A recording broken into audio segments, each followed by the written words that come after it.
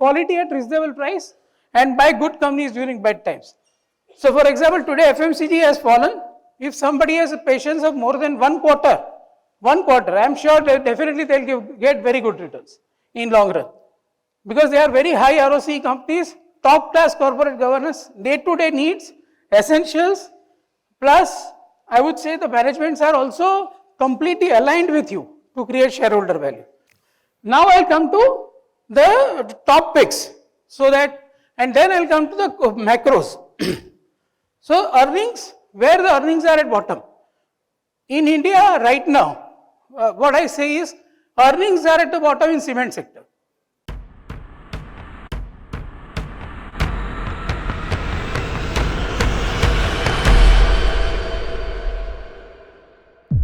Thanks a lot everyone, and thanks a lot AAFM for giving us this platform and opportunity. So basically I represent Ford Capital over here. So we are a 25-member team, and everybody is completely passionate about fundamentals and about markets. And that is why, I would like to start with my presentation only with my top picks. Because that is the key thing why we are all here for, right? We want to create wealth, and we want to create a wealth in a manner where, for example, Warren Buffett used to say that I want to create wealth within my circle of competence. So what is my circle of competence? Right, so basically, and we have a stall also over here. So whatever queries you have, we can answer that. So in my view, so now of course, we are currently managing around 400 crores across PMS as well as advisory products. And just to give you a brief introduction of mine, so I have experience of around 20 years. And I worked, I'm too privileged that I have worked with institutions like HDFC Bank and ICICI Prudential AMC both. And HDFC Bank, I was there for 4 years, where I was head of institution sales. And ICICI Pru AMC, I have worked with my mentor and guide, Mr. Sankaran Naren, for 5 years. I have managed around 8,000 crores across, and I was instrumental in incubating contra scheme. ICICI Pru contra scheme, which of course all of the people over here will be familiar with. And for first 3.5 years, contra and pipe fund were run by me. Of course, the mentor and guide was Naren sir, and he gave me this opportunity to manage these funds. And across my tenure of fund management of last 7 years, by God's grace, I am able to beat Nifty by around 500 to 700 bips after all expenses, consistently every year. And this year, for example, after joining Ford, I have been able to beat Nifty by around 21% as of latest thing. So this is an investment philosophy which I follow. Most importantly, my top, of course this is very generic, but I'm just trying to cover it in 2 minutes. First, most important thing is that management should be genuine, ethical, aligned with our interest of creating shareholder value in an ethical manner. Right? So for example, just to give you an example, maximum alpha which I have created in my life across funds has been Tata Group stocks or Sundaram Group stocks. So best management, no problem of any corporate governance. Just to give you an example, in my contra fund, for those who had invested or marketed in contra fund, Tata Consumer was my top pick at 200 rupees, when market cap was 16,000 crores. And that just done a JV with Starbucks, 50-50 JV with Starbucks, and they transferred the salt business from Tata Chemical to Tata Consumer. So, and Chandra came and said that we want to make Tata Consumer the flagship FMCG company of Tata Group. Right? That is there is a change and catalyst which I observed in Tata Consumer, and that helped me create a maximum alpha in Contra, ICICI Pru Contra Fund.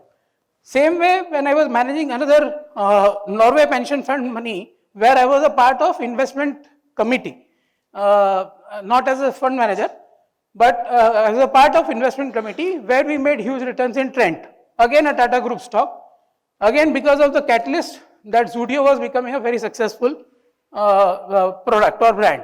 So I would say that, and in ICICI Prudential large and mid cap fund also, for example, we created maximum alpha in TVS Motors, which is again an ethical company without any debt, and investing in the business, investing in technology, and investing in customer experience. They believe in giving best customer experience within the two-wheelers, and they gain market share across segments. And we know that from 600, the stock has gone to 2,500 today. Right? So investing in good people, that is the first mantra. Second, which this second point is generally is not practiced, which is, I see net debt to EBITDA. Generally, people see net debt to equity. But what it tells you is equity is something which is already invested in the business in the form of fixed assets, or in the form of debtors, or in the form of inventory. Right? But net debt to EBITDA tells you that if the company is generating 100 crore today, if the debt is more than 350 crore, it will take more than 3.5 years for the company to repay its debt. And so I will not invest. And that actually has helped me to avoid many mistakes in my life, and that has helped me generate this alpha.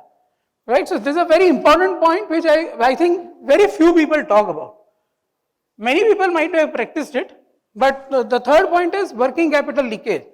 For example, in 2007-8, how many of you remember that companies like IVRCL, Gammon Infra, all these companies existed, right? Right now we are not seeing them because they were suppliers to some states, where some states defaulted, and so the cash flow, the profits which were showed in the P&L were not converted into cash flows.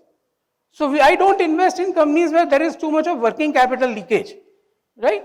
Fourth is, for example, so free cash flow, ROC, of course, everybody has this metrics, that ROC should be more than 15%, but here I take average because every business goes through cycles. Right, and that is being justified by today's move, for example, in FMCG companies, right? FMCG companies were considered to be non-cyclicals. But nowadays, that has also become a cycle, right? So today, all FMCG stocks are down, for example, because of a bad business update given by Godrej Consumer. So I am saying that every business has a cycle, so you have to give time to the cycle. And you have to also exclude COVID time during that, because it was extraordinary thing, one-off thing, right? So, of course, the preference is always towards companies with high moats. I am a big believer of Warren Buffett and Peter Lynch. And so, I would say that, the companies which have moats in terms of strong brands or strong brand recall, for example, strong prescription drugs, those kind of companies.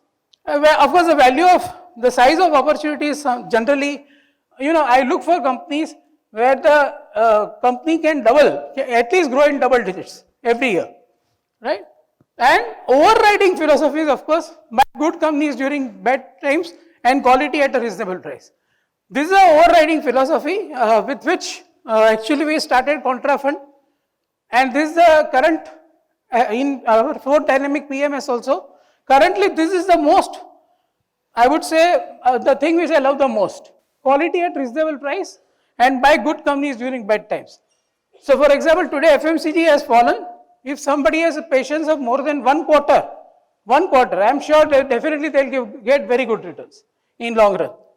Because they are very high ROC companies, top class corporate governance, day-to-day needs, essentials, plus I would say the managements are also completely aligned with you to create shareholder value.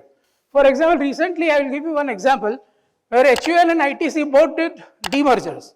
So HUL is doing a demerger of ice cream business, ITC is doing a demerger of hotel business. Both has been done in a very shareholder friendly manner, right? That you will be getting a share of hotel business of ITC, and that share will be listed separately.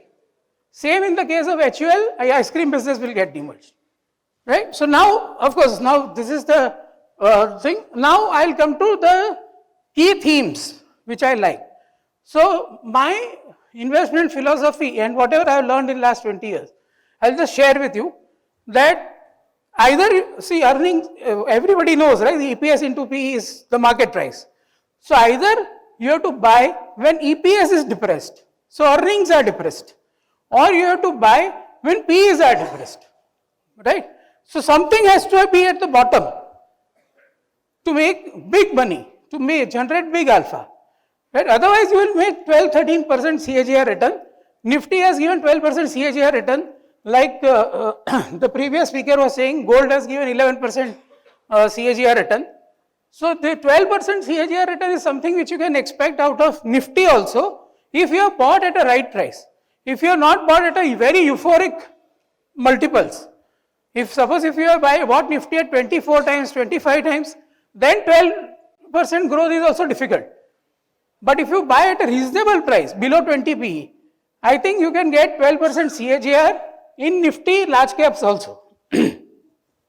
Now I'll come to the top picks, and then I'll come to the macros. So earnings, where the earnings are at bottom. In India right now, what I say is, earnings are at the bottom in cement sector. They are completely at the bottom. So we are at a very close to bottom. So for example, if you hear the Ultratech call, Ultratech says that,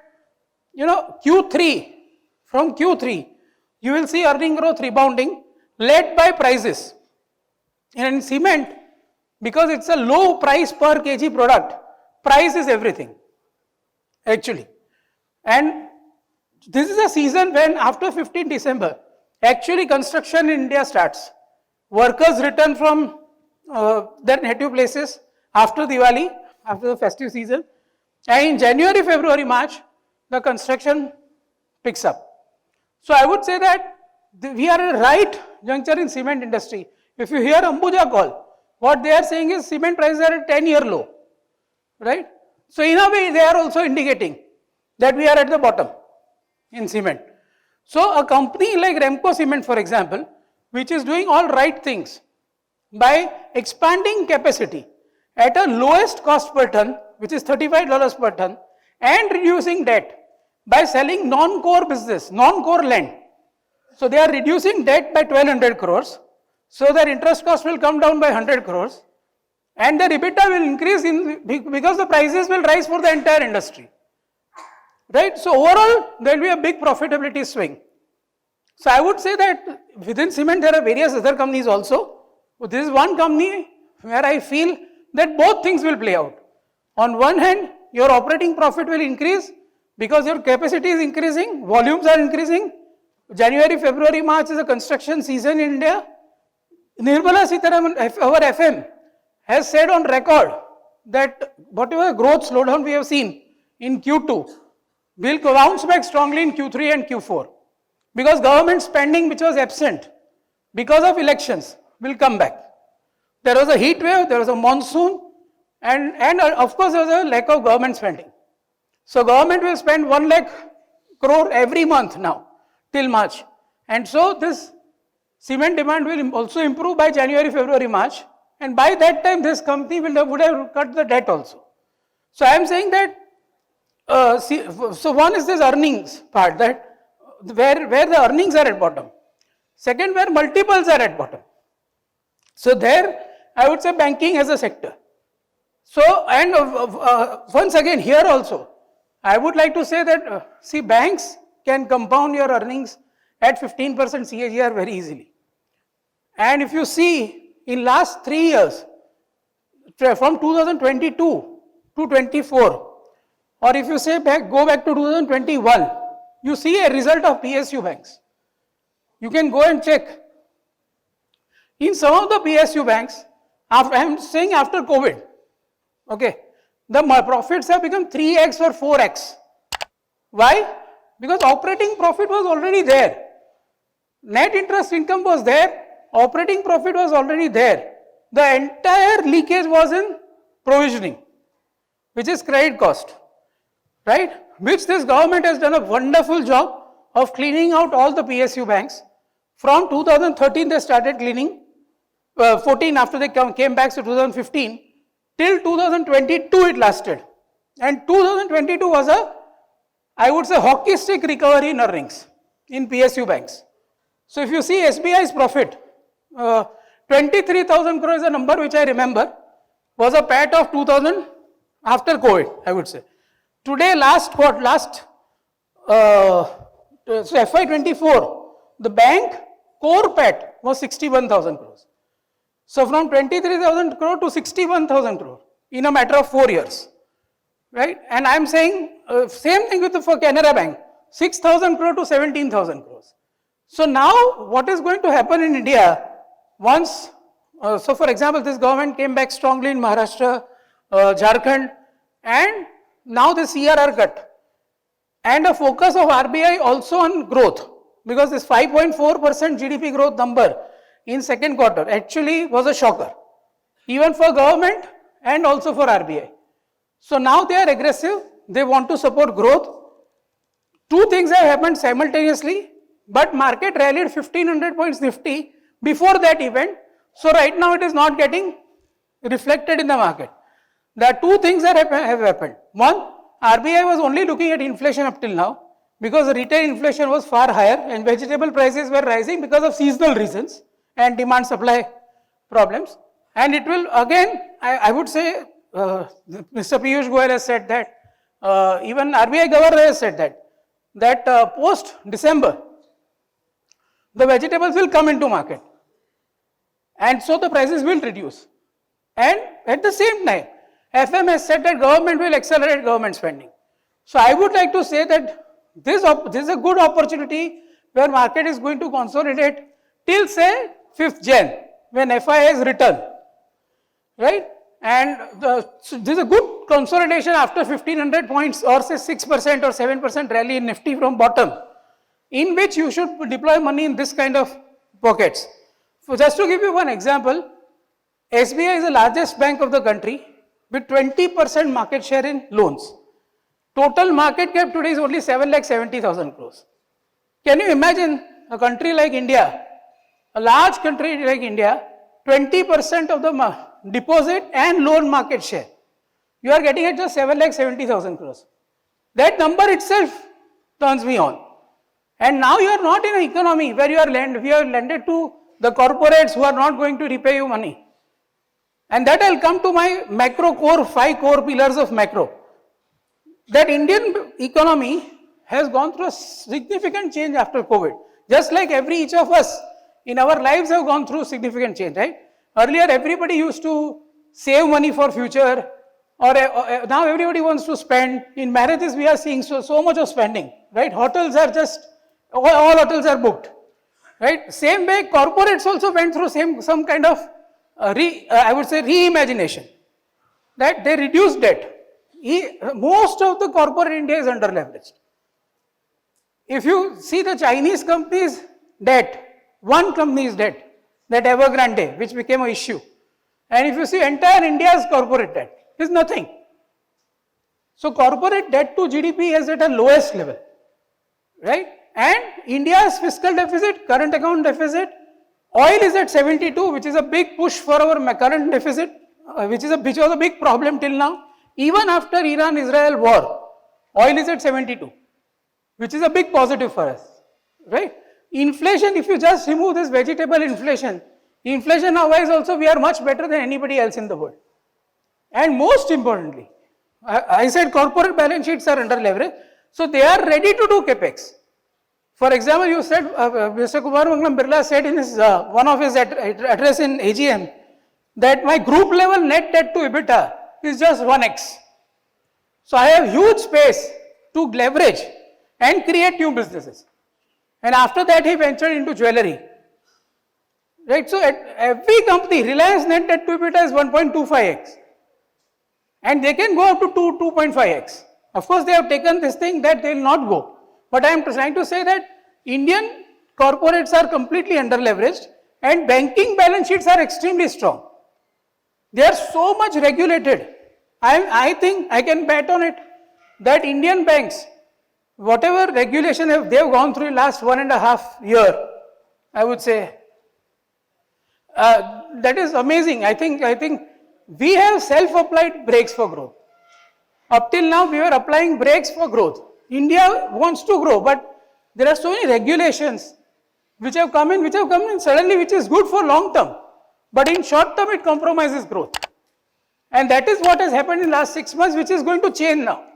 Now government also wants growth, right?